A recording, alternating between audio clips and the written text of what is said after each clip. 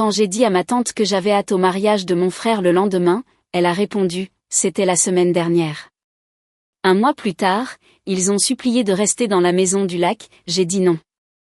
L'album de mariage est ouvert sur la table basse de tante Maxine, un monument brillant de trahison. Je reste figé, mes doigts picotant d'engourdissement tandis que je contemple mon frère Nolan, rayonnant aux côtés de sa nouvelle épouse, le même frère dont le mariage est censé avoir lieu demain. Élise, ma chérie. Je croyais que tu savais. La voix de tante Maxine vacille derrière moi, chargée de quelque chose de pire que la pitié, la culpabilité. Le cadre en cristal soigneusement emballé m'échappe des mains. Le verre brisé résonne dans le salon comme une manifestation physique de ce qui se passe en moi.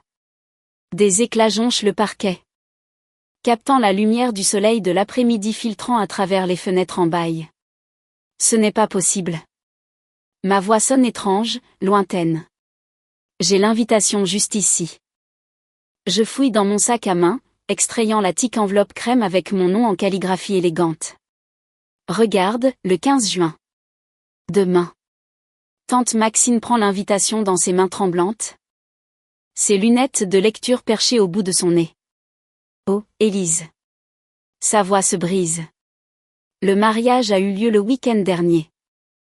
Ils t'ont envoyé la mauvaise date. Exprès. La pièce tangue légèrement. J'avais pris un jour de congé de mon poste de direction marketing pour me préparer. J'avais passé des semaines à chercher le cadeau parfait, la bonne robe. À répéter ce que je dirais aux membres de la famille qui reconnaissent à peine mon existence. Comment peuvent-ils être si cruels? Ta mère. Tante Maxine hésite, puis redresse les épaules. Ils ont décidé que ce serait plus simple si tu n'étais pas là. Le souvenir de la réception de cette enveloppe me revient, debout à ma boîte aux lettres. Le soleil attrapant le gaufrage doré tandis que je passais mes doigts sur mon nom. Le battement d'espoir dans ma poitrine. Peut-être que cette invitation signifiait guérison. Peut-être qu'il me voulait enfin là. Je me souviens du dîner de famille il y a 2 mois, lorsque Nolan a annoncé ses fiançailles. La façon dont ses yeux ont balayé la pièce. Se connectant avec tout le monde sauf moi. Pourtant, j'avais souri, félicité, fin de ne pas remarquer. Ce week-end-là, j'avais conduit dans 3 magasins différents à la recherche de la robe parfaite. Quelque chose d'élégant mais pas voyant. Quelque chose qui disait que j'appartenais à leur milieu. La vendeuse avait commenté mon sourire radieux alors que je me tenais devant le miroir, le cœur léger d'espoir. Je m'agenouille maintenant, rassemblant soigneusement les éclats de cristal brisés. Quand tante Maxine bouge pour aider, je secoue la tête. Laissez-moi. Mes mains tremblent, mais ma voix a retrouvé sa fermeté. Ils m'ont toujours traité comme si j'étais invisible. Maintenant, ils l'ont officialisé. Pour une fois, je ne cherche pas d'explication pour adoucir ce qu'ils ont fait. Je ne crée pas d'excuses pour leur cruauté. Quelque chose change en moi. Une plaque tectonique qui se libère enfin après des années de pression. Je me tiens plus droite, rencontrant le regard larmoyant de tante Maxine. Je me suis disputée avec ta mère à ce sujet. Tante Maxine dit, se tordant les mains. Je lui ai dit que c'était mal, cruel même, mais elle a passé outre. Elle a dit que tu ne ferais que soulever des sujets inconfortables. Poser des questions embarrassantes. Je ris presque. Des sujets inconfortables comme les milliers de dollars que j'ai discrètement canalisés pour éviter la saisie de la maison du lac par ma société holding. Des questions embarrassantes comme pourquoi les échecs commerciaux de mon frère sont toujours pardonnés tandis que mes succès sont ignorés. J'ai passé des années à essayer de gagner ma place dans cette famille. J'ai enveloppé les morceaux brisés dans le papier cadeau, le motif festif semblant maintenant être une autre moquerie. Je pensais que si j'accomplissais assez, si j'aidais assez, il me verrait enfin. Tante Maxine tend la main pour prendre la mienne, sa peau parcheminée froide contre la mienne. Certaines personnes ne peuvent pas voir ce qui est juste devant elles, Élise. Pas ne veulent pas, ne peuvent pas. La prise de conscience silencieuse s'installe en moi. Aucun accomplissement ne suffirait jamais. Aucun sacrifice ne les ferait vraiment me voir. J'ai essayé de gagner ce qui aurait dû être donné librement, et ce faisant, je leur ai permis de déterminer ma valeur. Je regarde à nouveau l'album, tous ces visages souriants célébrant sans moi. Mon absence était si complète qu'ils n'ont même pas eu besoin de méditer. Ils avaient fait leur choix bien avant ce mariage. Peut-être était-il temps que je fasse le mien. Et je le ferai. Je montrerai à ma famille qui je suis. Je ne serai plus invisible. Le lendemain, le volant semble glissant sous mes paumes tandis que je me dirige vers l'allée circulaire de mes parents. Leur maison de style Tudor se dresse fièrement contre le ciel de l'après-midi. Ses manucurées et ses fenêtres étincelantes ne trahissant rien de la trahison intérieure.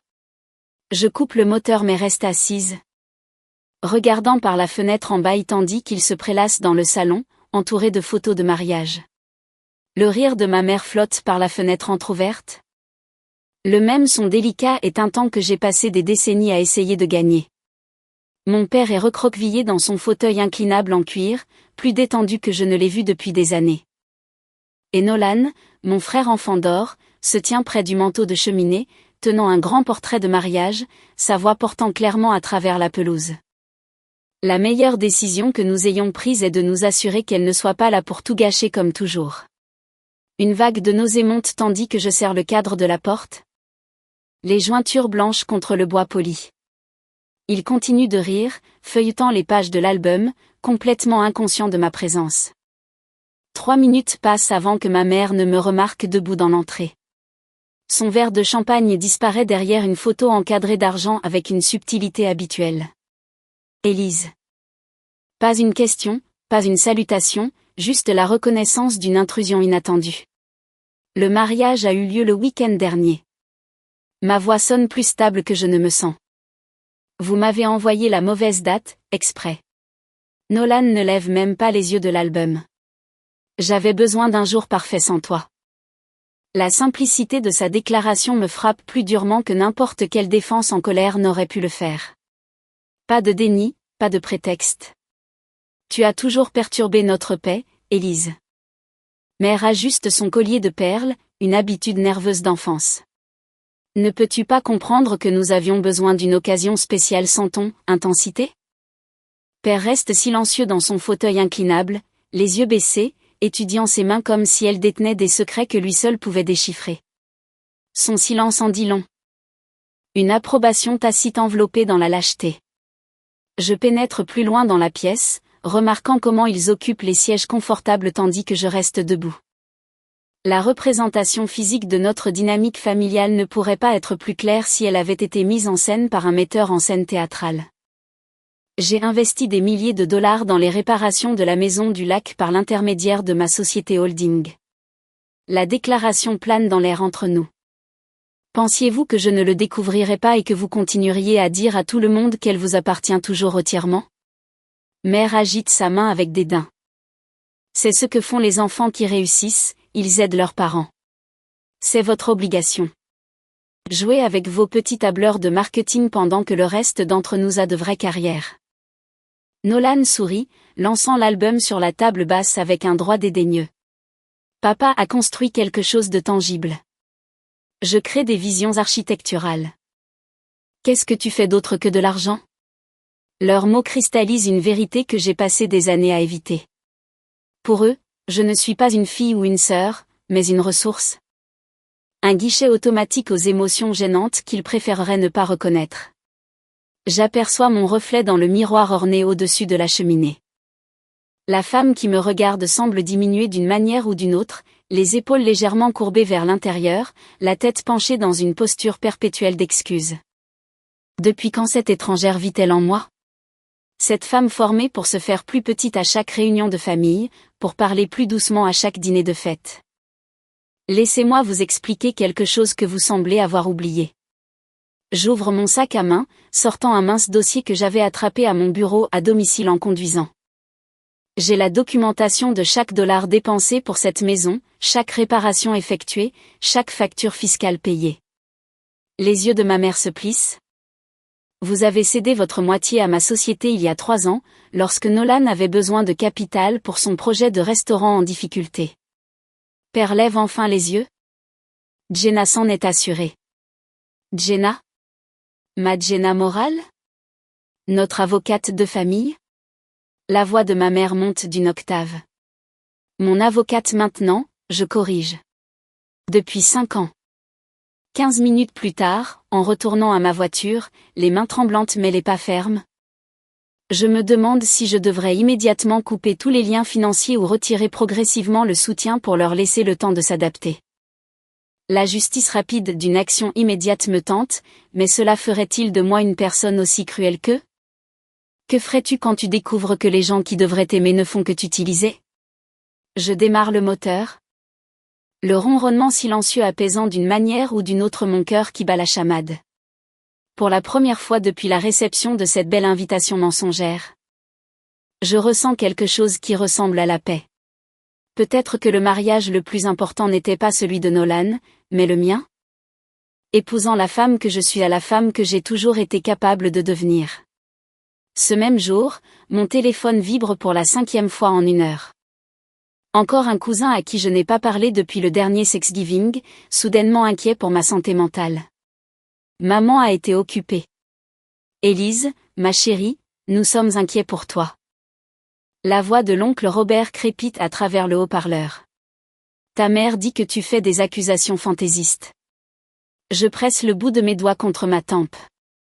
A-t-elle mentionné qu'ils m'ont envoyé une fausse invitation de mariage avec la mauvaise date?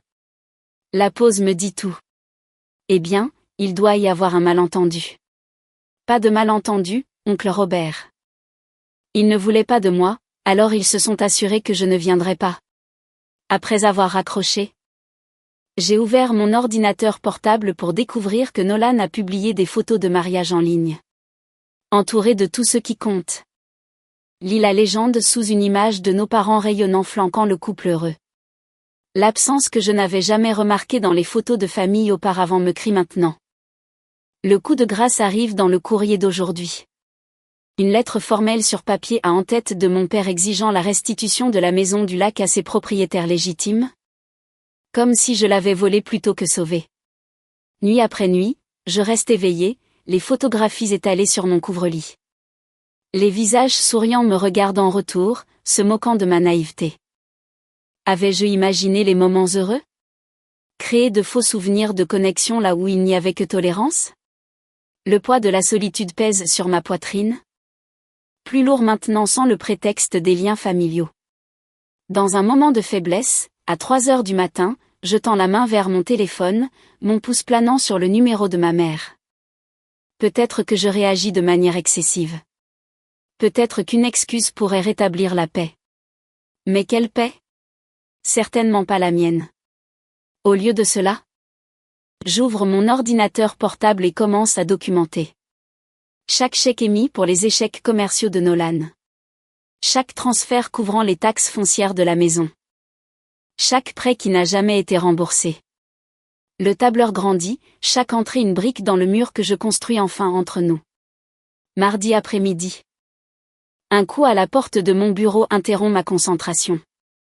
Tante Maxine se tient là, tenant 2 sacs en papier de ma charcuterie préférée. Je pensais que tu sauterais peut-être le déjeuner, dit-elle, posant un sandwich sur mon bureau. Elle pose sa main sur mon épaule, ses bagues turquoises captant la lumière.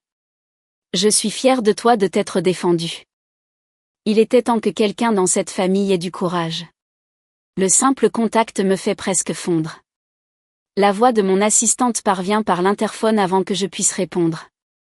Mademoiselle Hartmann, vos parents sont dans le hall. Ils n'ont pas de rendez-vous. Tante Maxine me serre l'épaule. Voulez-vous que je reste?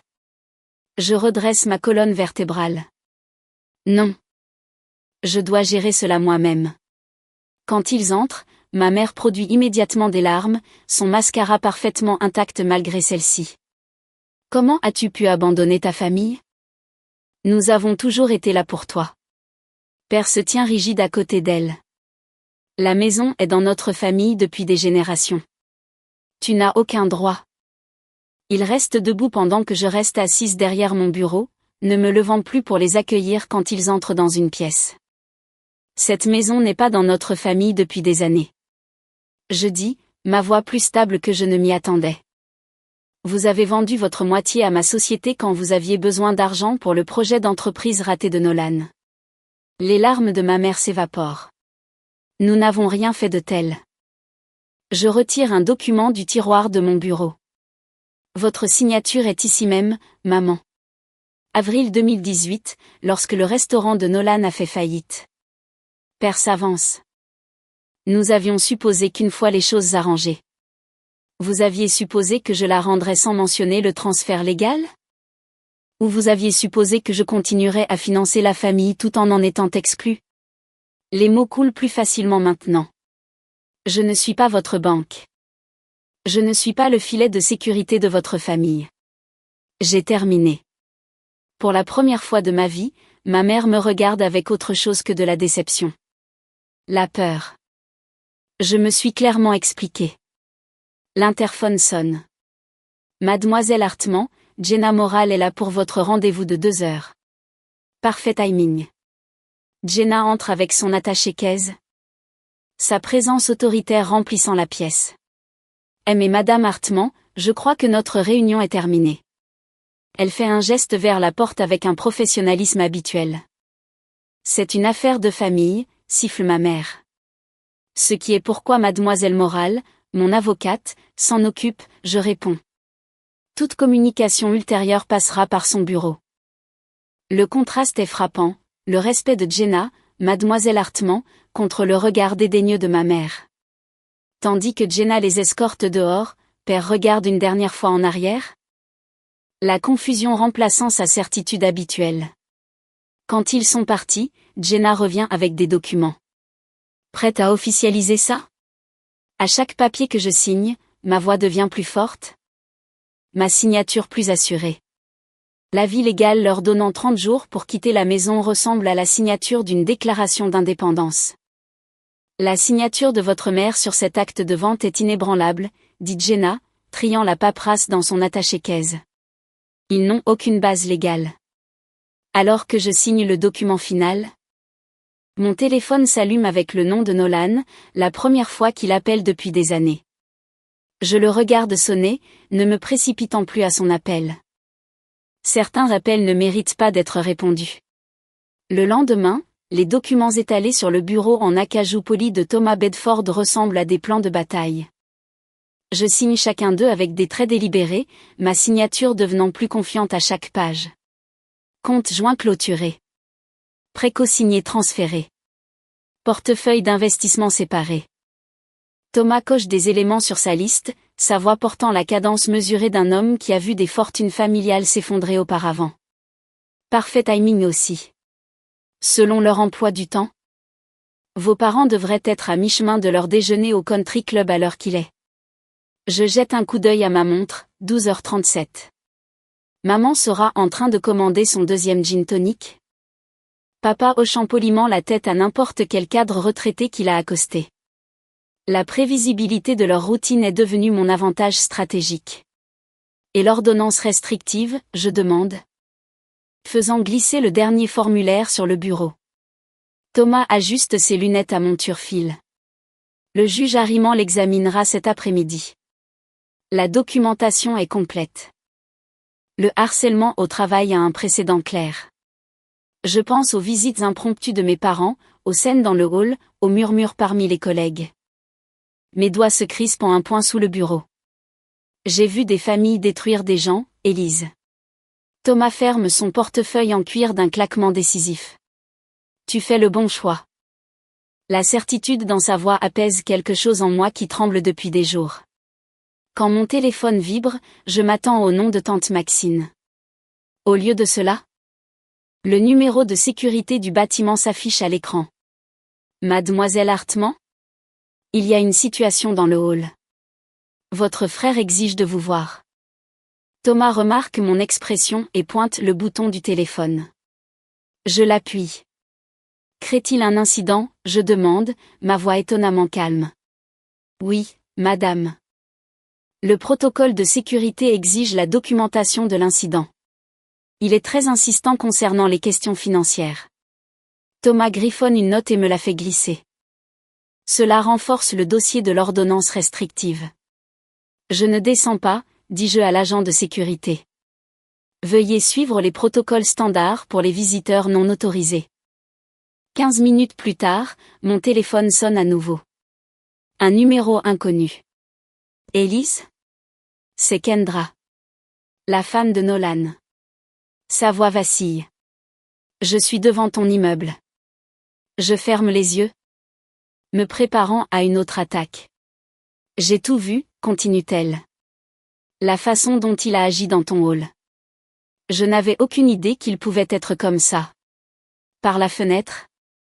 Je l'aperçois debout près de la fontaine, le téléphone pressé à son oreille, les épaules courbées contre la brise printanière. Il m'a dit que tu refusais d'aider pour le mariage? Que tu étais jalouse de notre bonheur. Sa voix se brise. Mais ce n'était pas vrai, n'est-ce pas? Tu n'as même jamais su quand ça se passait. L'aveu plane entre nous. Je suis désolée, murmure-t-elle. J'aurais dû me demander pourquoi tu n'étais pas là. Je la regarde se brosser les cheveux du visage, le diamant à son annulaire captant la lumière du soleil. 3 semaines mariée et découvrant déjà la personne derrière le spectacle. Thomas sort discrètement, me laissant de l'intimité. Quand la porte se ferme, je parle enfin. Pourquoi me dis-tu ça? Parce que je reconnais le regard sur son visage aujourd'hui. C'est le même que mon père avait quand il menaçait ma mère. Je n'attends pas 30 ans pour admettre ce que je vois. Quand Kendra m'a contacté, je me demandais si je devais maintenir le mur que j'avais construit autour de moi ou permettre à ce petit pont de rester. Quelqu'un si étroitement lié à ma douleur pourrait-il devenir un allié ou était-ce un autre piège que je ne pouvais pas encore voir?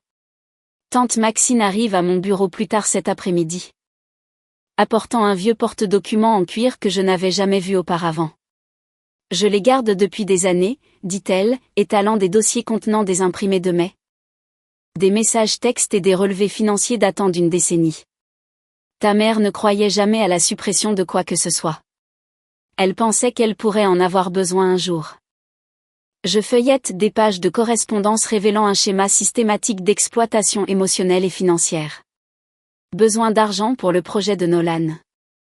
Élise n'aura pas d'objection à co-signer.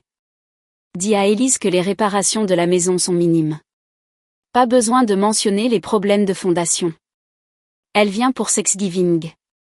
Cache le nouveau bateau jusqu'à son départ. Chaque message atterrit comme un coup physique.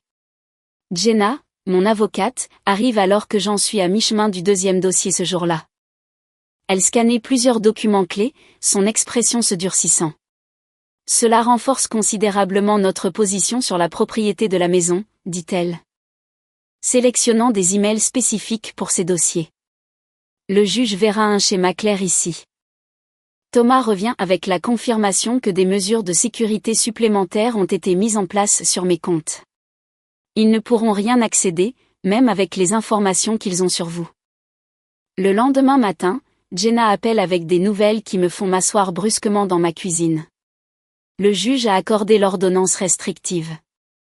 Ses mots exacts étaient: un schéma clair de harcèlement émotionnel et financier. Ils ne peuvent pas s'approcher à moins de 500 pieds de votre lieu de travail ou de votre résidence. Cet après-midi-là, tante Maxine appelle. Ta cousine Rebecca a annulé son jeu de bridge avec ta mère. Elle a dit qu'elle ne pouvait pas la regarder dans les yeux après ce qu'elle t'a fait. Une par une, les dominos commencent à tomber. Oncle Steven les retire de la rotation des fêtes. La plus vieille amie de grand-mère refuse leur invitation à dîner. La consommation d'alcool de Nolan augmente alors que les rumeurs circulent sur le retour de Kendra chez ses parents. Sa stabilité financière part avec elle. Lorsque l'avis d'expulsion formelle pour la maison arrive chez mes parents, la réalité commence enfin à s'installer. Les conséquences qu'ils n'avaient jamais imaginées possibles sont venues à échéance. Je passe mon doigt sur le papier à en-tête gaufré de ma société holding. La même société qui a acheté la maison il y a 3 ans, alors qu'ils ne pouvaient plus payer les impôts. La maison qu'ils croient toujours leur appartenir. La vérité a une façon de se révéler, un document à la fois. Une semaine plus tard, le mercredi. Le scintillement familier du soleil matinal sur le granit poli du hall de mon immeuble de bureau est différent aujourd'hui. J'ai franchi ces portes des centaines de fois. Mais jamais tout à fait comme ça, avec les agents de sécurité Stan et Miguel échangeant des regards complices tandis que mes parents entrent derrière le pasteur Williams. Leurs expressions sont une étude soignée de contrition. Le manteau de cachemire de ma mère pend légèrement de travers sur ses épaules. Ses cheveux normalement parfaits montrent des mèches révélatrices hors de leur place. Père se tient avec une déférence inhabituelle. Ses épaules courbées en avant dans une posture que je n'ai jamais vue auparavant. Le pasteur de la famille marche entre eux, sa Bible serrée contre sa poitrine comme un bouclier. Élise. Le pasteur Williams tend la main, sa voix portant ce ton pratiqué d'autorité douce qu'il utilise pour les visites hospitalières et les services funèbres. Vos parents pensaient que cela pourrait aider d'avoir quelqu'un de neutre présent pour cette conversation. Je ne prends pas sa main. Il n'y a rien de neutre chez quelqu'un qui est à notre table de dîner de Noël depuis 20 ans, pasteur. Ma mère s'avance, sa voix vacillant. Nous avons prié à ce sujet, Élise. À propos de votre comportement récent. Mon comportement? Les mots s'échappent en un rire silencieux qui me surprend même. La maison est dans notre famille depuis des générations. Père parle enfin, son ton de commande habituel remplacé par quelque chose qui ressemble à de l'humilité. Votre grand-père l'a construite de ses propres mains. Le pasteur Williams pose une main douce sur mon bras. Le pardon est divin, Élise. Ils sont toujours tes parents. Il y a des liens qui transcendent les désaccords. Désaccords, je répète. Sentant la chaleur monter dans mon cou. C'est comme ça qu'on appelle la cruauté délibérée maintenant? Pense à ce que les gens à l'église vont dire. Ma mère murmure. Jetant un coup d'œil au salon comme si des membres de la congrégation pouvaient se matérialiser à côté des fougères en pot. Les familles ne devraient pas étaler leurs difficultés en public. La fille Thornton vient de traverser quelque chose de similaire avec ses parents, tout le monde en parle. Je redresse ma colonne vertébrale. Sentant une étrange légèreté se répandre dans ma poitrine. J'ai été promue directrice de stratégie créative, pasteur. L'ont-ils mentionné quand ils vous ont demandé de venir? Ou que mon équipe vient de décrocher le compte Richardson? Le pasteur cligne des yeux, visiblement décontenancé. Ce sont de merveilleuses nouvelles, Élise. Félicitations. Je prends une enveloppe en cuir dans mon portefeuille et en sors deux, les plaçant côte à côte sur le bureau de réception. Ceci est l'invitation au mariage de Nolan que j'ai reçue. Et ceci est la vraie que tante Maxine m'a montrée après. Le pasteur Williams les examine, une confusion plissant son front alors qu'il note les différentes dates. Ils m'ont envoyé la mauvaise date exprès pour que je n'assiste pas au mariage de mon propre frère. Ma voix reste stable, une révélation en soi. Ce n'était pas un malentendu ou un oubli. C'était une exclusion délibérée. Parfois, les familles font des choix difficiles pour maintenir la paix. Le pasteur Williams commence, mais je l'interromps. J'ai passé ma vie à pardonner, pasteur. J'ai tourné l'autre joue si souvent que je tournais en rond.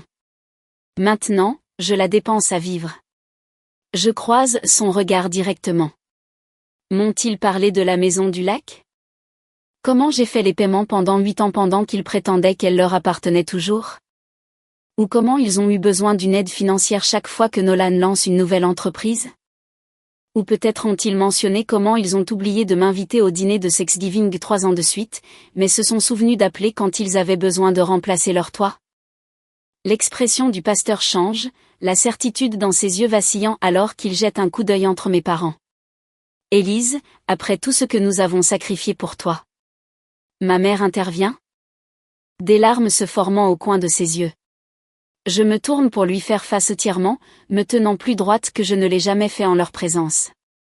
Nomme un sacrifice que tu as fait pour moi qui n'était pas vraiment pour Nolan. Le silence s'étend entre nous, devenant leur réponse. Je prends une enveloppe en papier brun du bureau de réception et la tends à mon père. Ce sont toutes les photos de famille que j'ai gardées. Celles où vous m'avez coupé à moitié ou où je suis un peu à l'écart. Je les gardais en pensant qu'un jour je me sentirais appartenir à ces cadres. Père la prend automatiquement. Ses doigts tremblant légèrement. Je me libère de l'obligation d'être votre fille. Je dis, les mots apportant un afflux d'oxygène inattendu dans mes poumons. Vous êtes libre de prétendre que je n'ai pas d'importance pour vous. Tu ne peux pas simplement cesser d'être une famille, dit ma mère, sa voix montant. Après tout, nous avons sacrifié pour toi. Tu l'as déjà dit. Je soutiens son regard, attendant toujours un exemple. Stan s'avance de son bureau de sécurité, sa présence un rappel silencieux que cette confrontation a un public. Est-ce que tout va bien ici, mademoiselle Hartman? Oui, Stan, mes visiteurs partaient juste. Ce n'est pas fini, Élise, dit mon père, serrant l'enveloppe de photos. En fait, c'est fini. Je me tourne vers les ascenseurs. Stan vous montrera la sortie. Je ne regarde pas en arrière tandis que les portes de l'ascenseur se ferment derrière moi. Coupant le son des protestations de ma mère. La sensation de légèreté continue de se répandre dans ma poitrine, remplaçant le poids familier que j'ai porté pendant des décennies. 2 semaines plus tard, la nouvelle me parvient par tante Maxine, Nolan a perdu son emploi, son mariage montrant déjà des fissures sous la pression financière. Je ne ressens rien d'autre qu'une pitié distante, comme observer des étrangers à travers une fenêtre striée par la pluie. La première lettre arrive à mon bureau le mardi suivant. L'enveloppe porte l'écriture distinctive de mon père, des majuscules précises avec des bords ornés. Je la pose sur mon bureau à côté de mon café, l'étudiant tandis que la vapeur s'élève entre nous. Mon doigt trace le bord du seau, ne le cassant pas encore. À l'intérieur, il pourrait y avoir plus de manipulation, plus de culpabilité, plus de demandes déguisées en obligations familiales. Ou peut-être quelque chose d'entièrement différent. Je n'ai pas encore décidé de l'ouvrir, et ce choix, je me rends compte, est la chose la plus précieuse que j'ai gagnée. 1 an plus tard, le soleil du matin filtre à travers les fenêtres du sol au plafond de mon bureau de la maison du lac, projetant des motifs dorés sur le parquet. Mes photographies tapissent les murs. Des paysages que j'ai capturés lors de voyages de fin de semaine quand j'ai arrêté d'attendre des invitations qui ne venaient jamais. Pas de portrait de famille ici. Juste des moments qui m'appartiennent uniquement. Mon téléphone sonne, et pour la première fois depuis des années, mes épaules ne se raidissent pas au son. Élise Hartman, je réponds. Calant le téléphone entre mon oreille et mon épaule tout en arrangeant des notes de présentation. C'est un client potentiel intéressé par mon approche marketing de niche. Tandis que j'explique ma philosophie sur le storytelling de marque authentique, je remarque le calendrier mural derrière mon bureau. Là où les obligations familiales dominaient autrefois les anniversaires que je célébrais seul, les fêtes où j'arrivais en portant des cadeaux et repartais en portant des blessures. Des jalons personnels s'étendent maintenant à travers les mois, semi-marathon en août, atelier de photographie en septembre. Une semaine dans le Montana juste parce que j'ai toujours voulu voir le pays du Big Sky. Quand l'appel se termine, je me penche en arrière dans ma chaise et je respire. La maison du lac qui symbolisait autrefois l'emprise de ma famille sur moi est devenue mon sanctuaire. Le courrier arrive avec son habituel bruissement à travers la fente en laiton. Parmi la correspondance professionnelle se trouve une épaisse enveloppe crème, mon nom écrit en calligraphie fluide. Mon cœur bat la chamade un instant avant de se calmer. Une autre invitation de mariage, ma cousine Rachel cette fois. Je passe mon doigt sur le bord gaufré, me souvenant comment une enveloppe similaire avait autrefois porté une déception si amère. La date semble correcte. La carte RSVP comprend une note manuscrite. Ce ne serait pas pareil sans toi, Élise. S'il te plaît, viens. Pendant un moment, je réfléchis à ce qui est attendu. Ce que la vieille Élise aurait fait. Tout laisser tomber. Trouver le cadeau parfait. Préparer des réponses à des questions intrusives sur mon statut de célibataire et ma vie sans enfant. Au lieu de cela, je vérifie mon calendrier. Le mariage tombe pendant ma retraite de photographie dans le Maine. Je sélectionne une carte de réponse dans le tiroir de mon bureau et j'écris une note sincère expliquant mon absence et leur souhaitant de la joie. J'enverrai un cadeau soigneusement sélectionné. Non pas pour obtenir l'approbation, mais parce que donner me procure du plaisir quand c'est librement choisi. Ce soir-là, tante Maxine arrive la première pour notre dîner. Apportant sa célèbre tarte aux pommes. Thomas apparaît avec une bouteille de vin qu'il gardait pour une occasion spéciale. Jenna arrive en dernière, s'excusant pour le tribunal qui s'est prolongé. Son rire remplissant ma cuisine. Une année, dit Thomas, levant son verre une fois que nous sommes assis autour de ma table à manger. Une année de limites qui ferait pâlir une forteresse d'envie. À trouver la famille et l'amitié, ajoute tante Maxine, ses yeux se plissant au coin, et à la force de recommencer. Nous trinquons tandis que le rire monte de quelque part profondément en moi. Rouillé mais authentique. Plus tard, après qu'il soit parti, je m'assieds à mon bureau et j'ouvre la dernière lettre de mon père. Contrairement à sa correspondance antérieure remplie de culpabilité et de demandes, celle-ci reconnaît le mal sans chercher l'absolution. Je t'ai échoué, écrit-il simplement. Tu méritais mieux. Je place la lettre dans une boîte en bois avec les autres, pas affichée fièrement, ni détruite par la colère. Juste reconnue comme faisant partie d'une histoire que je n'ai plus besoin de réécrire. À côté de moi se trouve une brochure pour un programme de mentorat aidant les jeunes femmes à naviguer dans les défis de début de carrière. Mon itinéraire de voyage pour le Portugal. Un voyage en solo dont j'ai rêvé depuis l'université, repose en dessous. Les deux représentent des avenirs construits selon mes termes. Tandis que je ferme la boîte de lettres. Je me demande si la guérison signifie la réconciliation ou simplement la paix avec le passé. La famille est-elle définie par le sang ou par ceux qui traitent votre cœur avec soin? Certains ponts brûlent pour une raison tandis que d'autres peuvent être reconstruits plus forts qu'avant. Que choisiriez-vous? Le confort de ce qui est familier ou la promesse de ce qui pourrait être?